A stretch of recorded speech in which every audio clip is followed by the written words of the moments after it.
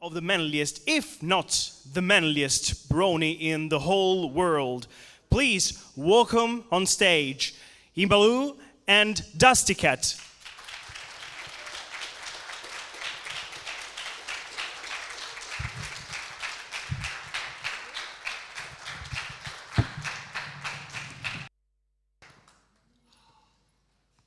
Hello.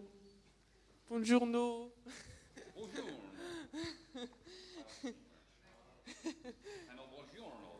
Bonjour. Okay. Buongiorno. No, that's Italian. That's not French. No. As you can see, I'm an American idiot. Hi, everybody. Good morning. Awesome. Are you having a great weekend? Cool. What's the favorite thing you've done so far this weekend? Sleeping. I like that one. Wine? I know you. You love wine anywhere in the world, not just here. Yeah. Eating pasta. Eating pasta. Have you liked the pizza and the pasta we've had so far? Yeah, well, I mostly had pizza. Yeah, I know. The whole weekend. I think since I got here, I've eaten 12 pizzas. Whoa. Yeah, well, at least it seems like 12 pizzas anyway. This is Imalou, of course. Hello. Ima. Can I call you Ima? Yeah, you can. Okay, so Ima. Mm-hmm. Which deity did you actually make a deal with, and so what did it cost you to actually get your art talent? To work on G5? Yeah. What deity in the world did you sell your soul for to get your art talent? I just want to know. I don't know. No? The pony world. The pony world. The pony. Yes. So, it only cost your immortal soul. Yeah, yes, I think so. Yes. I think. Yeah. So funny story. When I was a child, I was doing horse riding, and one of the pony ate the top of my ear, and I think that was the moment I sold my soul to the ponies because he hated me. A serious question. So you're off doing fan artwork and enjoying your life. How did you get involved with the new movie in the first place? So I was doing fan arts for years. I started drawing My Little Pony art in 2011. And ever since, I've always posted everywhere my art. And at some point, I had to go to art school. And in art school, they told us to make an art station. Does anyone know what is an art station here? Yeah, one. It's basically DeviantArt, but for professionals.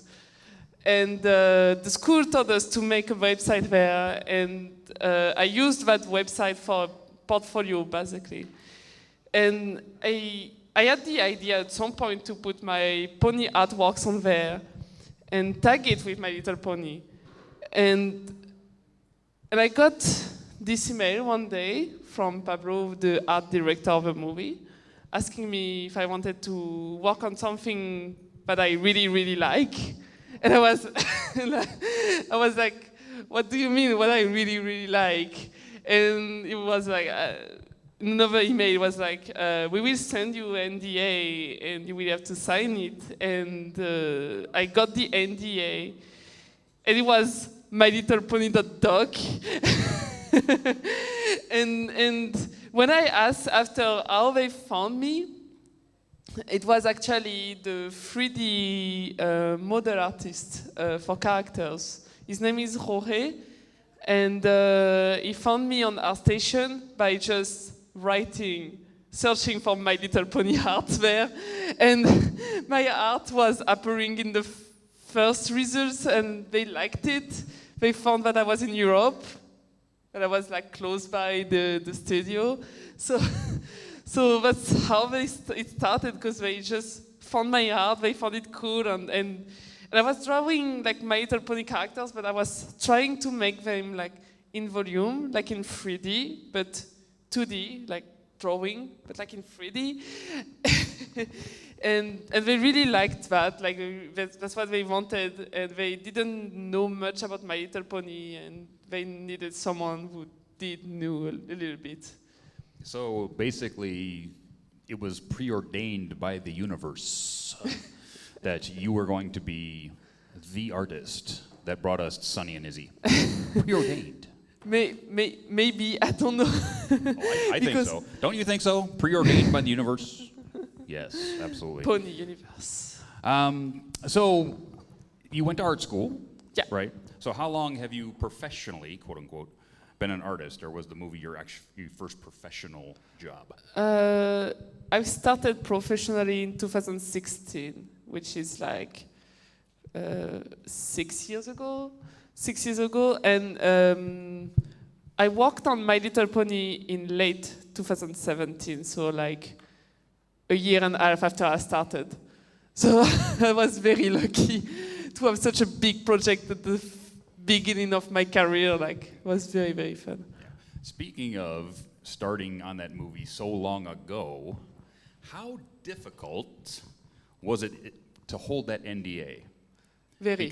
Because you're actually a pony artist and Yeah. a fan, Yeah. and now you're working on the G5 movie, doing all this work all day, and then you go home and start drawing G4, Yeah. and then you're drawing G5 all day at work, Yeah. and all of a sudden you draw G4 all night at home. Yeah. So was there any point in those years where you were that close to slipping? It's like, A lot. Especially, do you guys remember the leaks? So the leaks happened 2 months after I started. So everybody knew 2 months after I started. So it was very hard because everybody was talking about it. Basically, everybody. And myself, I was at work, like you said. I saw all the stuff, and I go back online after work, and I see everybody talking like they didn't know much, but they were still doing some theories, you know. Like they were talking about it, and I was like, I know, but it's not like that, and maybe this is this, but I tried my best to not break it, because you know, Hasbro can be terrifying. oh, yes, I've been under a couple of those NDAs. Yeah. I'm actually under one right now for my regular job, because most of what I do is for Apple. Oh, yeah. So I can't say anything about what I do at work. Yeah. The only person who knew about My Little Pony was my ex-boyfriend at the time, that was like living with me, and he saw everything, like, so, but it's okay, like the company, they knew, but he was the only one who. Okay, as an artist, Yeah. okay, you work in a bunch of different mediums. You do pencil, you do all that stuff. What is the favorite of medium that you like to work in? Digital. Digital all the time? Because I've learned with digital, and traditional costs money. Supplies are very expensive. Well, digital kind of costs money. Yeah, but just once. Just You buy a tablet once, you just need a program. Well, Photoshop is a bit expensive too, but a little bit. But you can find like very not expensive softwares, like Clip Paint Studio, I think, Pentoolsai. They're like you buy them just once and you're done. And the Krita is free, so you have many options for free in digital, which is not the case for traditional. Like you need a paper, you need this kind of pencils, this kind of paint, which can be like very expensive. Yeah, I can. When I started a long time ago, I actually tried to be a comic artist, and the whole thing between a drawing table and art and all this, yeah, it was So expensive. It takes forever. It takes forever, to yeah. get good at it. Like digital can take forever as well, but you can like go back Yes, if you have a. the Z button. Yeah, Z the button, Z Z button. button, Z button. We do the same thing with voice acting, by the way. Okay. It's like, okay, well, that takes X button.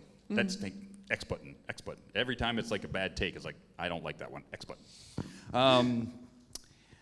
Let me see. One of these, how has the instant fame changed you or changed your life? Well, it changed a lot because I should be on the other side of the panel right now. I shouldn't be here talking with you. It was very scary to have so much attention on me so instantly. So it happened like in one night when the movie was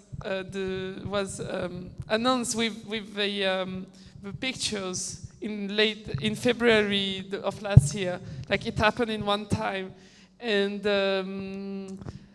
I have to be careful about everything I do now, what I say and what I draw, and but I like it because I can go to conventions, I can tell all those cool stories to everyone. Like I'm one of the rare G5 staff who is so close to the brownies and goes to convention.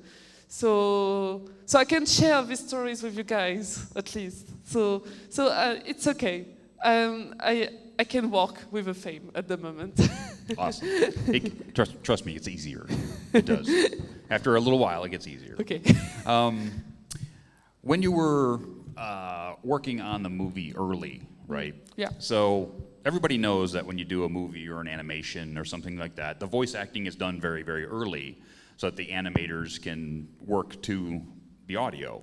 So did you get a chance to actually be in any recording sessions or meet anybody or anything Never. like that? None? It was only the directors who went to the recording sessions. I just saw the videos of them. Because the recording sessions, it was like the voice actors are movie stars. And so recording sessions were in Los Angeles, I think, or in America. So, and we were in Ireland. It was kind of a long trip. So no, it was only for the directors.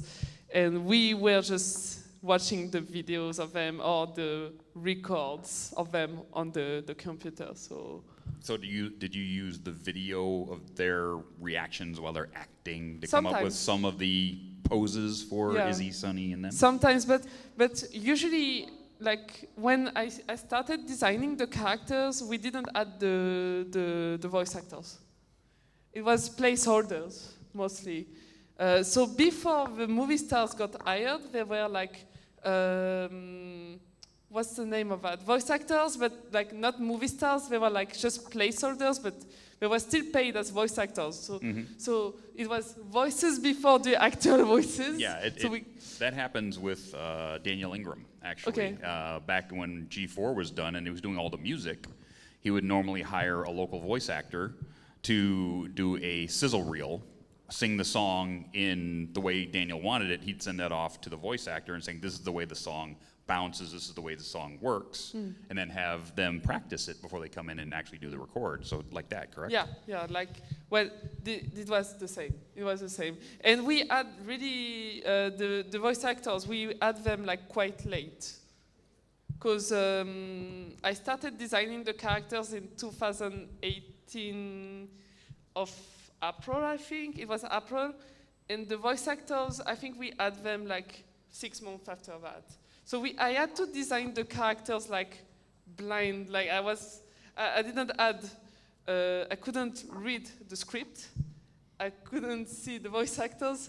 We only had a PDF sent by Hasbro, like we might hire this actor, so maybe you can check them on YouTube, like some things like that.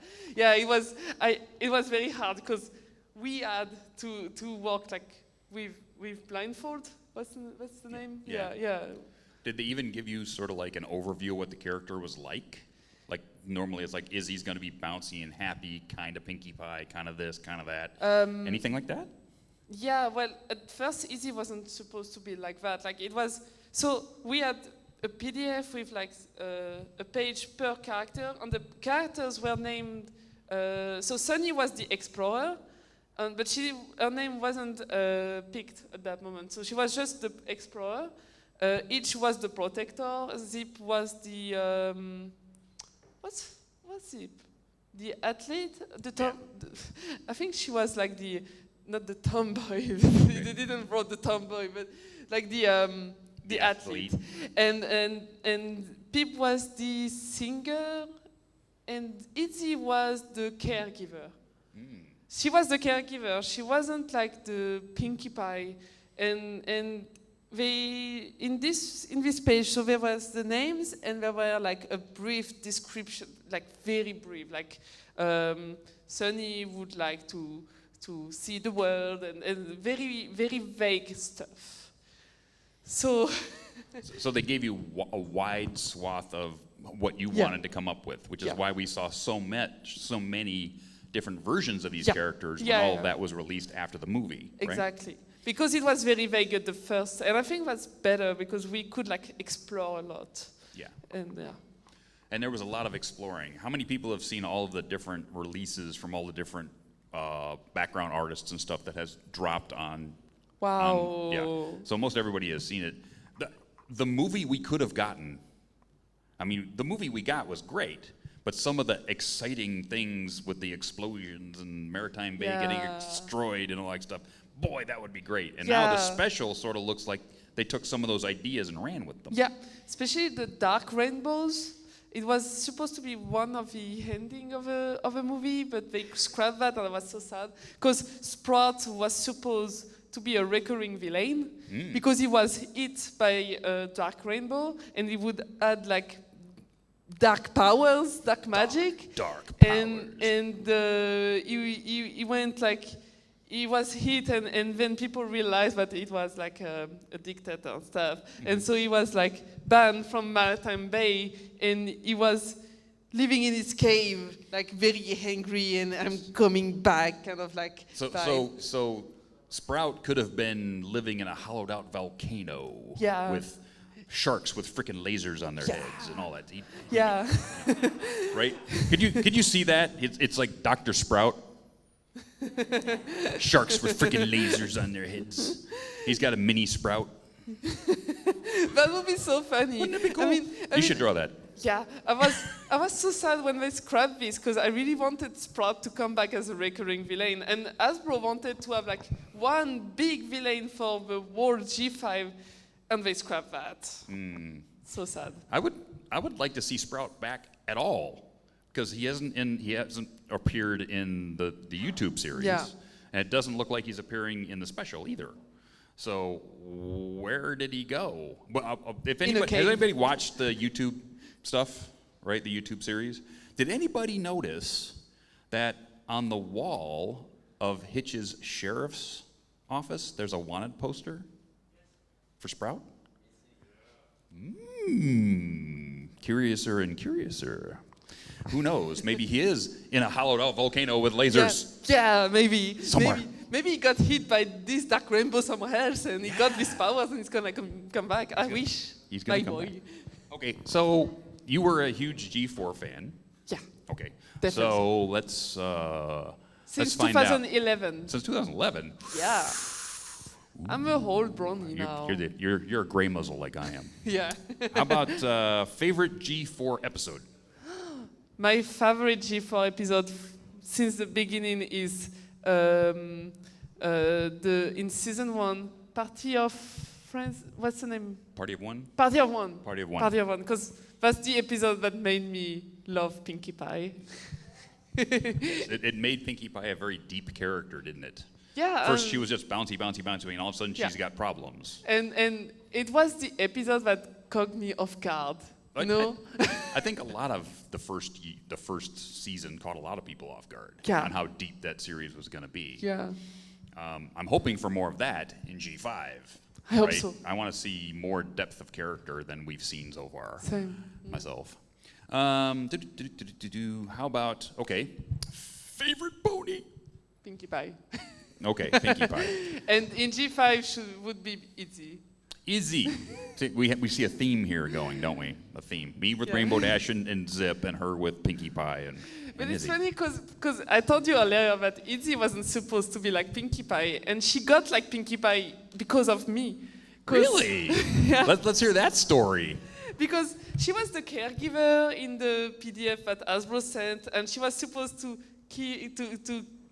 take care of the other main fives, like, and she was more calm. She was kind of a hippie kind of vibe, like in G4, the character in G4. Right. Tree hugger. hugger. She was kind of like tree hugger, but we weren't. The directors didn't know if it was like very good idea. We were still searching for a chemistry between the characters, and at some point I was like, what if she was like a bit bouncier, and and I went with a drawing of Izzy poses, and there was one that everybody liked, like she was like a goat, like scared, and she would be like this, like very randomly, like she had lots of random poses there, and directors, they loved it. And they went for that. They were like, yeah, we're gonna make Izzy like the funny one. And that's how it started. It amazingly worked a lot. Yeah, yeah. So were you the one who came up with the crystals in the hair and all Sorry? that? The crystals on her wrist and the crystals in her hair? Yeah, I designed that as well. Like, Because when I first saw the movie and I saw those when she turned away from Sunny and you saw the crystals in the back of her mane, the thing that hit my mind was Equestria Girls, crystals. yeah. I'm like, is that sort of where you kind of went with that idea? Or was that like an afterthought? It was like more like an afterthought, because so Izzy was supposed to be kind of like a hippie at first, and so when I first designed her, I designed her with hippie accessories, which kind of stayed with the crystals, because the bracelet was like a homemade bracelet, and that was like an idea for a tree hugger version, and they kept it, and same for the crystals, and then like at the same moment, the background artists were designing the forest of unicorns, and they put crystals. So everything came together at once. And usually we, background artists and character designers, we work together. We were in the same room, basically. So we could see what we were doing each other's, and that would like inspire each other's as well. So it was like a bit of everything at once. Awesome. Yeah. The art that we got for the unicorn or the unicorn's forest was so was so massive, so amazing. And then what we got in the movie was a little bit scaled down. Yeah. Right. Yeah. And when they were actually doing the movie, was that because they were running out of time? Did they not want to spend a lot of time in that area, or what do you think? I think so. I cannot say exactly, because this is like writing and directing things that I'm not aware of. Oh, I didn't know if you were part of that whole No, thing. because myself, we talked with the directors, but we didn't know everything, of course. It was a very big team. We were like 400 people in this team. Yeah. Herding cats. Yeah, like it was a lot of people. And maybe not 400, 200, I think. I think we were 200 some people. And I think at the end of the movie, we were like running out of time, for sure. And I think that's why they cut a lot of the unicorns. Because at first we were supposed to have like Alpha Beetle being in a cave, like in a unicorn cave with full of crystals, and it would be like blind, and there were like some law about it, and they scrapped that. Yeah, I would hope so. I don't want blind unicorns. You don't like blind No. unicorns? It was very cool. What is this, like Gollum? We're gonna have No, not Gollum. It was like a wise pony guiding the other ponies, because he would be like, I know the story and stuff, and his little creatures would be like helping him, like. So it's like Gandalf the White with blindness. Kind of, yeah. It was kind of like that, and there was like more explorations of the unicorns, but they scrapped it, unfortunately. That might have been neat. Left field, favorite food? My favorite food? Yes. Potatoes. Potatoes. We have a meal in France that is called gratin dauphinois, which is like, but I really like. Is that like boiled potatoes with cheese or something? I have no idea what that meant. It's a oven meal with potatoes, cream, and cheese on the top. I was right. And it was good. Basically, it's poutine. French poutine is what it is. Yeah. It's French poutine. But Everybody it's know what not poutine fries. is? It's not fries. So. Yes. If you've ever been to Canada, ask for poutine. Poutine is basically French fries or chips, if you're from England, with cheese on it, or cheese curds, and sometimes meat. And that's basically French poutine is what it is. French poutine. That's French poutine. I like baguettes too. Yes, baguettes. Yeah, baguettes. Baguettes. Okay, music, right? Most artists, like me too, I like putting in music when I'm writing or I'm coming up with ideas, because it paints pictures in my mind and helps me think. When you're working on your art, or when you were working on the movie, did you have a certain playlist that you like to go to, or any music genre that you were working with? Yeah.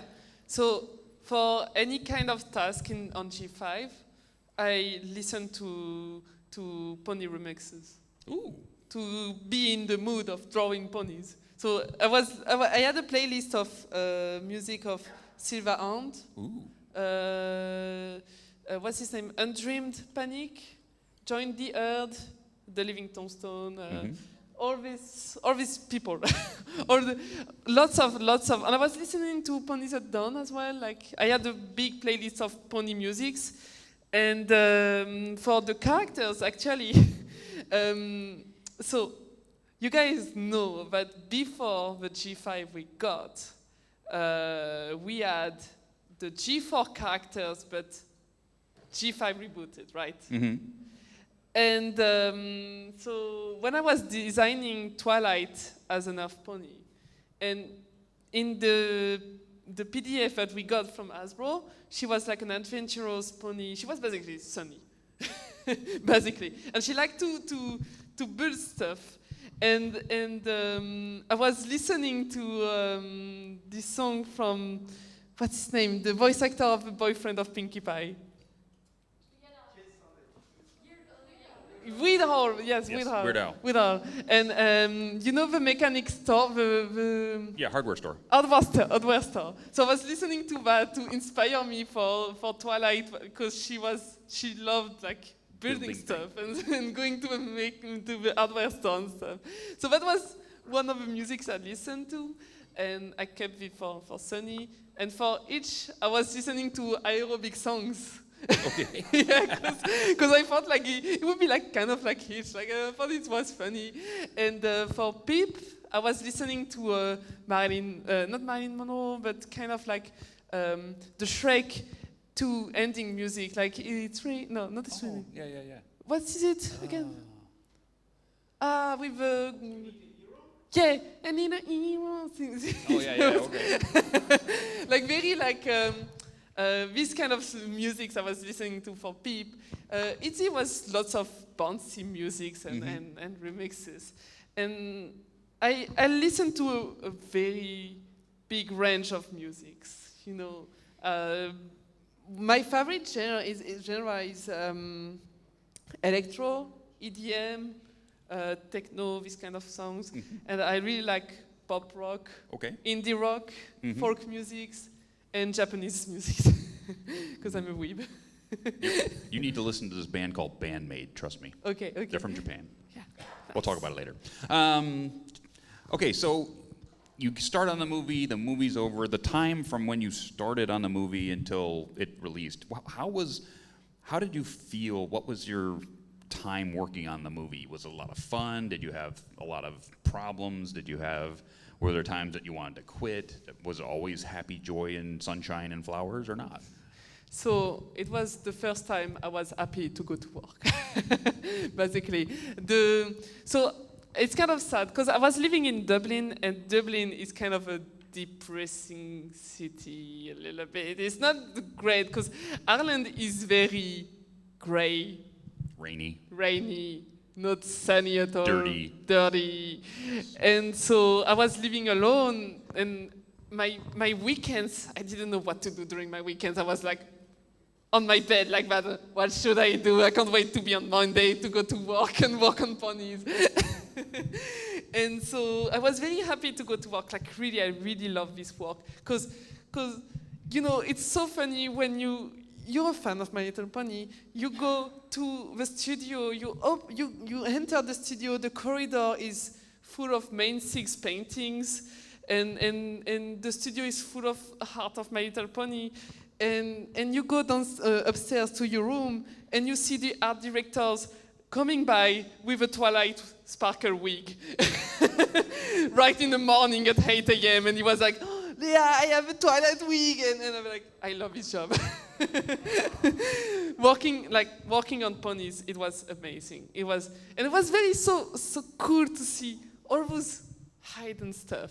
Really, like to see the movie being made, to go in the files and see a PDF about brownies and Hasbro explaining about brownies to the other people, like to the colleagues that arrived. Okay. That takes us to a point. Okay.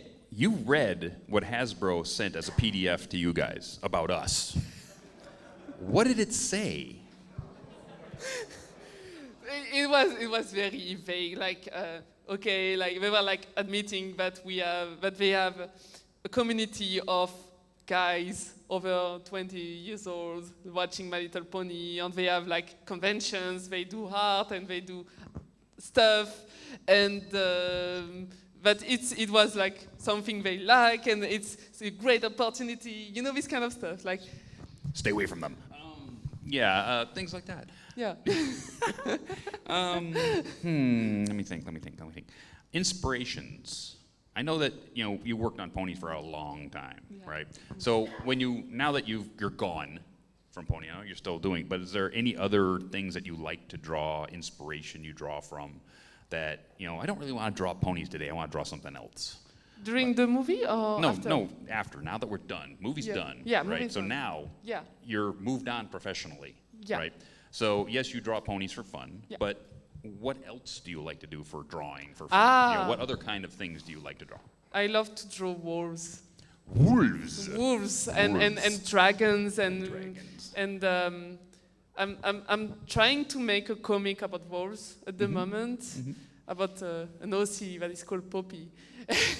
And I'm working on that on the side, and I draw a lot of dogs, of animals mostly, because I'm a furry. There's this other fandom called furry I was going to tell you about. Yeah. Yes. Yeah, and but I like furry intro, but I'm more like on the feral side, with 4 legs on the ground. Yeah. So basically animals with intelligence instead of humans with animals. Yeah, it's more my thing, and I love to draw that. And usually, mostly the work I got after the movie was drawing animals. Yeah, for projects. Awesome. Yeah. Sweet. So your favorite would be wolves and then dragons? Yeah. What else? What would Dogs. Be? Dogs. Well, Cats. that's wolves. Cats. I like cats because I like the warrior cats books, and Cool. I really like it. Okay, so you do digital, you do pencil. Yeah. Is there a genre of art that are not those two that interest you that you haven't tried yet that you want to? Oil painting. Oil painting. Yeah. I would like to try it, but it costs a lot to buy the paint. So I usually do acrylics. So like during the movie, since I was working a lot digitally, I wanted to do new stuff, and so I got myself into acrylic. So if this question was before the movie, I would say like acrylic, and no, I tried acrylic. So I really like watercolor as well. Oh, cool. And I tried Chinese ink, but watercolor Chinese ink, it's amazing. I tried a lot of stuff, but oil painting, I haven't yet. Cool. Yeah. I would like to. In your style, I could see a Japanese scroll type artwork, where you've got either Izzy or something, and you've got the characters and the water paints. I would love to do that. That'd be cool. That would be so cool. I love Japanese art. You and me both, woman. Okay, that's almost all the questions I came up with. So I have so many things to tell. Yes, I have a question. Do we have a third microphone, or just these two? Not here. One moment. Okay, one moment for that, because we have a little bit of time left, and I was thinking if we had a third microphone, we could have you guys ask questions. Ooh. In the meantime, yes. I can tell the story of how it went my first day at work. Let's hear that one. I want to hear that one. So I arrived in Dublin the day before work, and I met up with a brownie friend there. Lots of fun. And the day after, I knew nothing about the studio, nothing.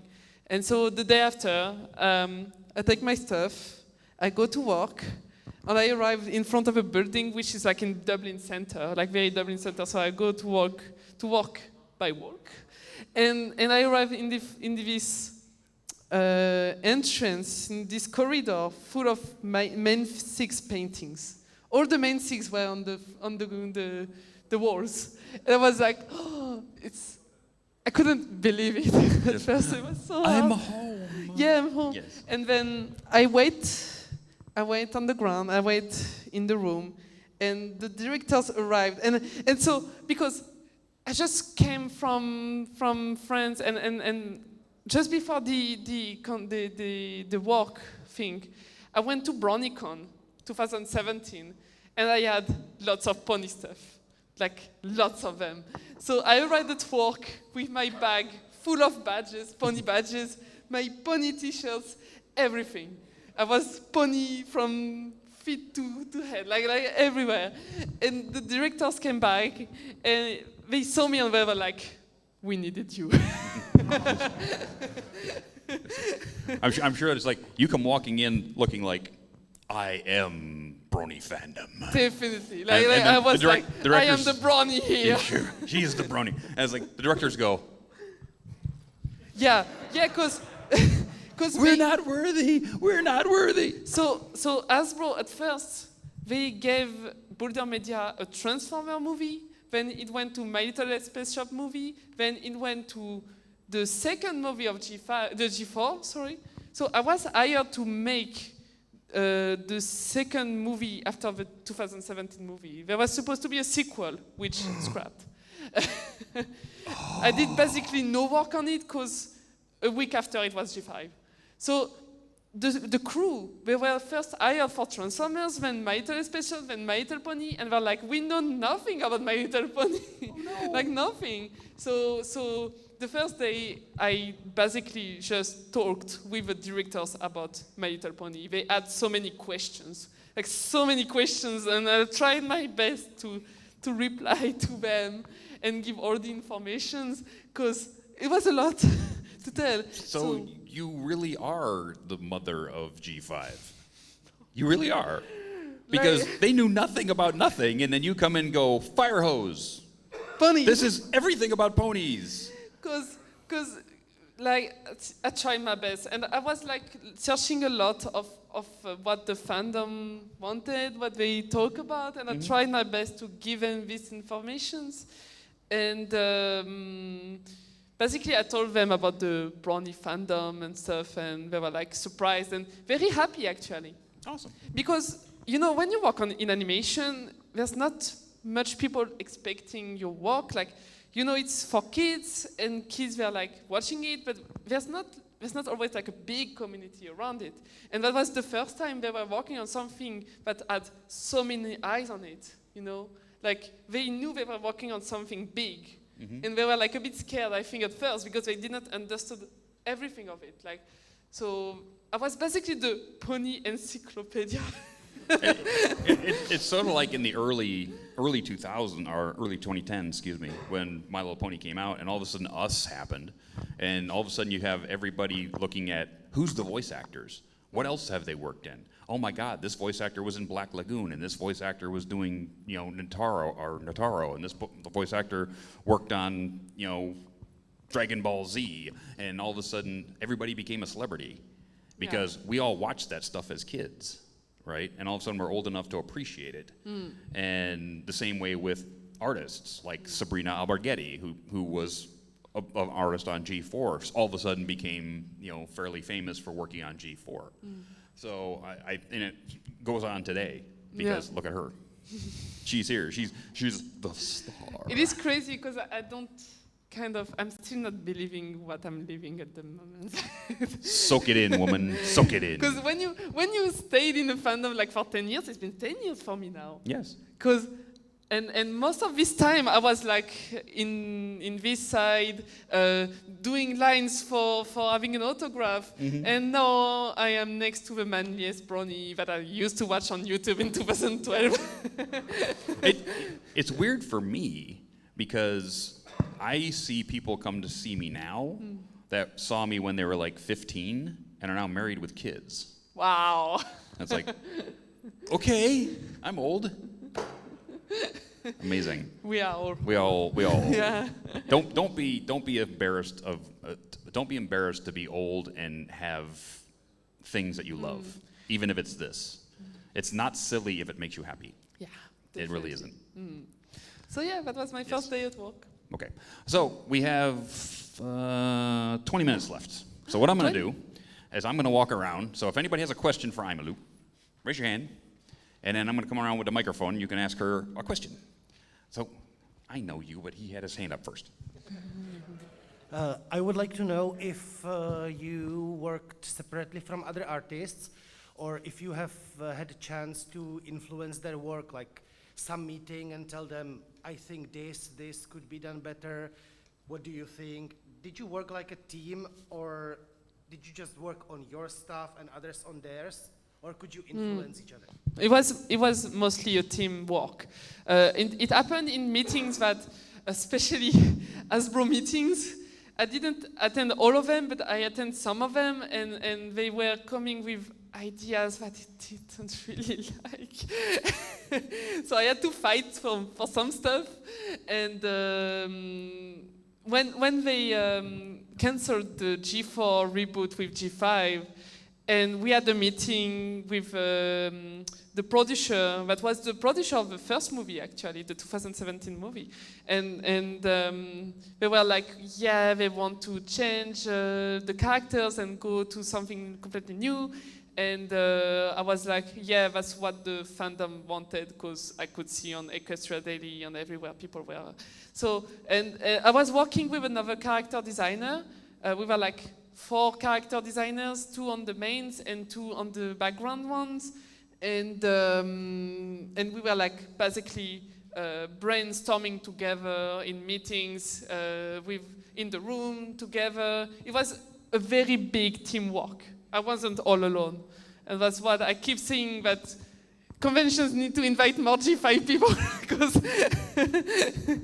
we need names, woman. Yeah, we need to bring like the directors or the character designers or the writers. Actually, GM Biro was a writer on the movie. Ooh. Yeah, that would be like so fun to have her as well. Yeah. Tell stuff about G5, but yeah, basically teamwork. So if you're allowed, are you, or if you know, are you allowed to tell anything if the new dragon character will basically become something like the G5 Spike? I don't know, because it wasn't in the movie at all. I had to design a toy thing for him, but I don't know much. I think it's gonna happen to be a kind of like Spike. Gotta be. Yeah. Gotta be. Next, you were first, okay, and you'll come over there next. Hi. Hello. Do you have the power to give suggestion for eventually one voice actor or another in the following generation? Can you repeat? I didn't really. Like the. He asked if you had any influence on selection of voice actor. No, not at all. That was a director thing, and Hasbro chose them. Well, he just asked my questions. I did have a question about voice actors, and were you happy with Izzy and Sunny's voice actress? Definitely. I love Izzy voice actors. Well, the movie one. Kimiko Glenn was an amazing choice, definitely. Hi. Salut. Salut.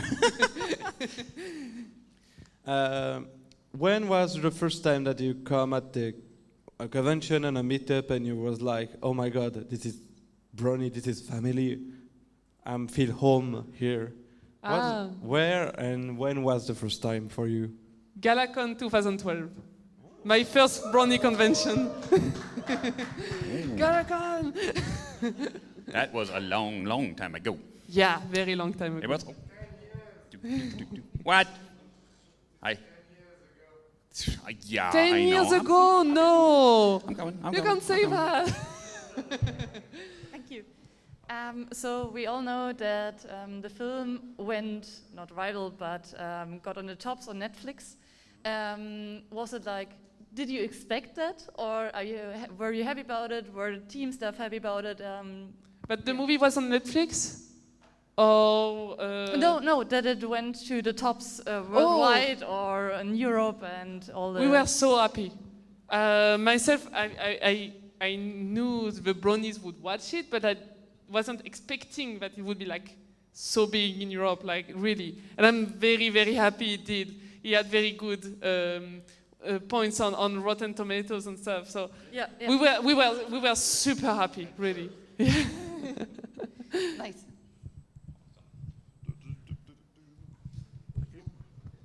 So G4 was ridiculously popular. So did you feel a lot of pressure doing G5? Like, were you worried it might be a huge disappointment or something like that? What was there like? It was a lot of pressure, especially when they told us that we had to redesign all the characters and came up with new characters. In my head, I was like, how will we make characters as popular as Gen 4? So it was a lot of pressure. I was scared every day that the Bronies won't like them. But in the end, I think we did great. I hope. Hello. What about the tennis ball for the horn on Izzy? I didn't. It wasn't my idea, but it was like everybody loved this idea of a tennis ball, and I think the crew they didn't expect the tennis ball to become a meme. And how could it not? Because I don't know, we were like, it's a funny joke, and when they saw that all the Brownies were joking about them, but they were like so crazy. Actually, there was a game with Izzy, and you had to catch all the tennis balls with Izzy horn. And I gave this game to the crew, to the directors, and they played it, they loved it. The crazy thing that I thought of was, okay, tennis exists. How do they hold the racket? It's like magnetic. They have no magic, so they just use their heads to go to play tennis. I don't know. Yeah, like. Anybody else with a question? Anybody? No more questions. No more questions. No more questions. No more questions. Okay, so how much time we got left? We got 10 minutes left. 10 minutes. How about you ask me a question? What's your favorite pony?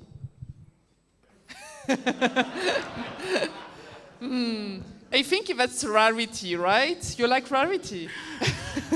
I do. I happen to like Rarity, actually. Okay. I like Rainbow Dash the first, of course.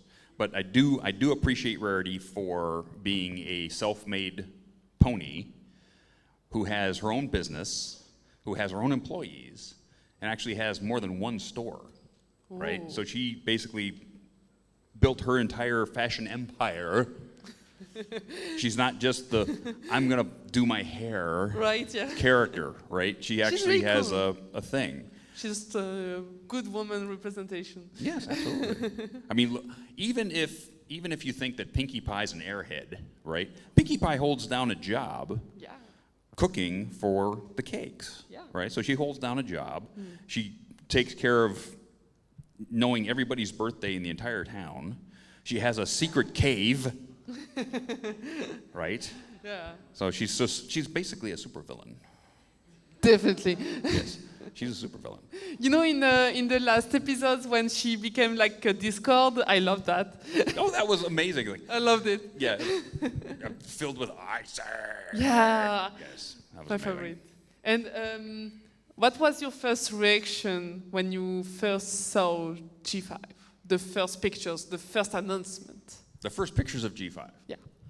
The first thing I thought was, this is going to hit. People are going to love this because of the art alone. People are going to love this.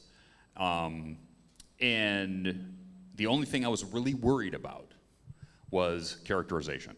I was like, what are these characters going to be? Because the reason that G4 hit was because of the characterization and the writing, pretty much. They made 2D flash animation as they were going along. It got better and better and better as the years went on. But if you go back and watch the first season, especially the first 5 or 6 episodes, it's pretty crude versus the later seasons. Oh yeah, I love the season 1. It's my favorite. Yeah, but it's like, if you, I'm talking to, brain not working. I'm just tired. Lauren Faust. Ah, yeah. I talked to Lauren Faust a while ago and asked her about the whole thing. The entirety of the first 2 episodes, the two episode premiere, was supposed to be the whole season. That was supposed to be the entire story, because she wanted a magical girl series, right? And Hasbro sort of told her, well, we can't really do that. You have to have some, others in here so we can do serialization. So they completely changed her idea from the magical girl series to what we got. And I'm actually kind of glad for that. Yeah. Because if the first 2 episodes would have been the entire series, it might have got a little boring. So I was sort of happy about Sometimes there's good changes. it. Sometimes changes are good. Yeah. Yeah. And so, what was your first convention? Ooh. You know how old I am? Brony convention. Oh, Brony convention. Brony convention. First Brony convention. Yeah. Okay, my first Brony convention was BronyCon, Secaucus, New Jersey, 2012. Okay. Wow, the first BronyCon? Well, no, the first BronyCon was actually 2011, which was in New York. Oh, yeah. That one I did not make. I made the next one, which was Secaucus, New Jersey. Okay. And I've been going to them ever since. Wow. Yeah. Ever since he died. But before that, I've been going to conventions since '88. Wow. Yeah. So I've been between science fiction and furry conventions, and then all these conventions. So yeah, since 1988. Nice. You weren't born yet, were you? No, I I was. so. No. I didn't exist at all. I was born in '96, so. 96. Oh my Yeah. God. I was out of high school for 10 years. Oh no. Gosh. Other questions. What time? Oh, we got about 5 minutes. Does anyone ask questions for this? There's a guy here. Do you want me? Just yell. No, I'm going. Okay, she's going. J'arrive.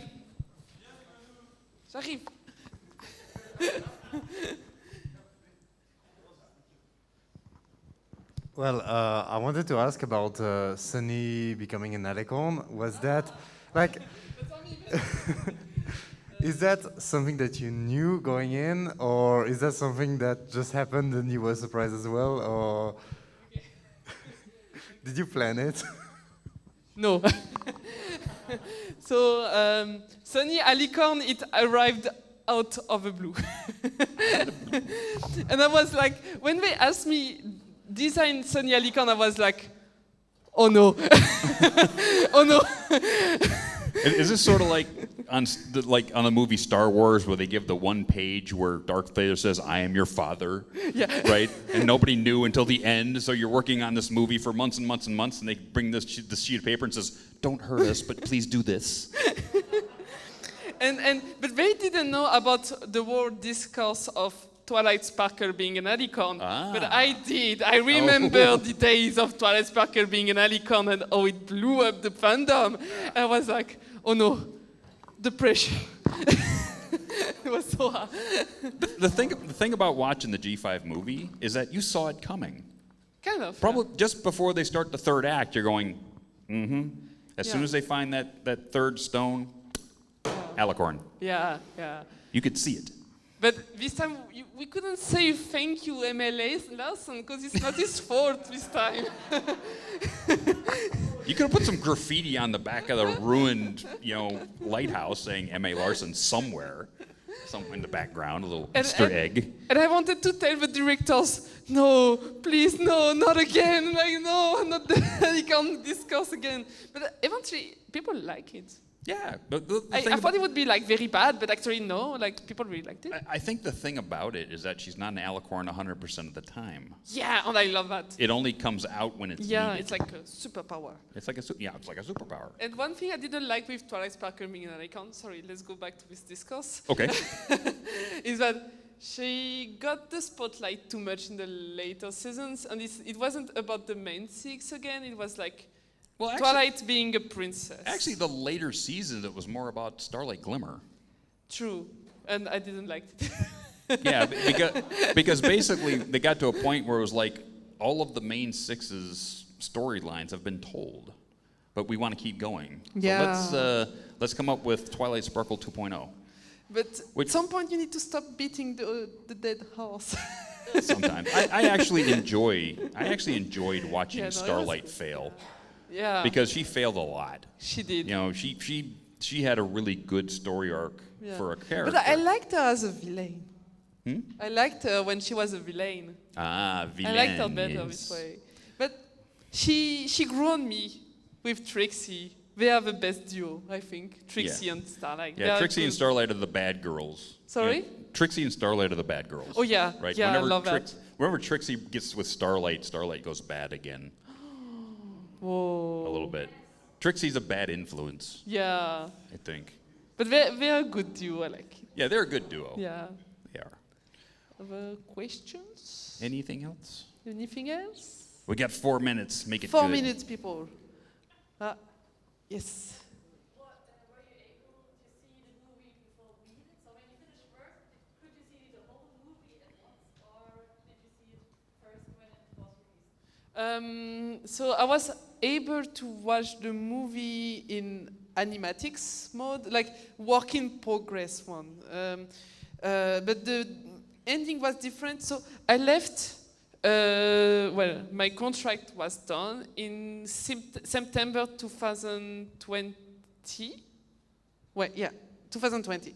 And so the movie was almost there, but not completely. Like some scenes weren't animated at all. And so I was able to watch the movie with a friend who got an early access on Netflix, but Hasbro, they didn't give us early access ourselves.